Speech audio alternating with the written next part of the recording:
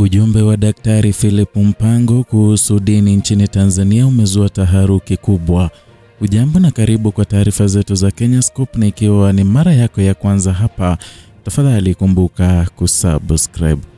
Makamu wa Rais wa Jamhuri ya Muungano wa Tanzania Daktari Philip Mpango ametoa wito mzito kwa taasisi zote za dini nchini kuendeleza jukumu lao muhimu la kimaadili na kiroho kwa jamii, akisisitiza umuhimu wa kuombea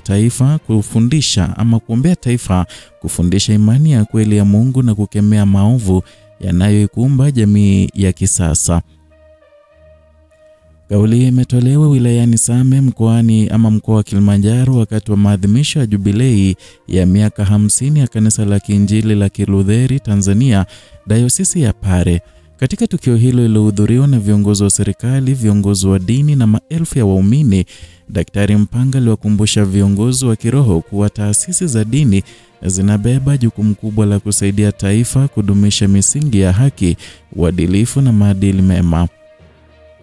Makamu wa Rais alisisitiza kuwa mafundisho sahihi ya dini yana nafasi ya kipekee katika kupunguza vitendo vya rushwa, mmonyoko wa maadili na mienendo isiyo ya kiungwana inayozidi kushuhudiwa katika jamii. Alibainisha kuwa kanisa na taasisi nyingine za kidini ni nguzo muhimu katika kujenga jamii yenye uelewa na kimaadili na inayotanguliza maadili bora katika kila hatua ya maendeleo ya taifa.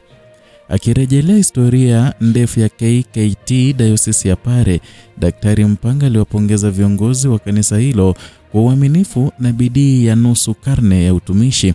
Alisema mafanikio yao katika kazi ya kijamii, elimu, afya na maendeleo ya kiroho ni ushuhuda na nguvu ya imani, umoja na upendo.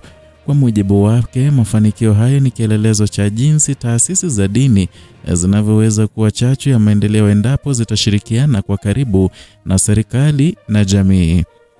Daktari Mpango alisisitiza kuwa jukumu la kulinda maadili halipaswi kuachwa mikononi mwa serikali pekee, bali ni wajibu wa kila taasisi ya dini kuhakikisha kuwa jamii inakuwa na uelekeo wa uadilifu, heshima na uwajibikaji.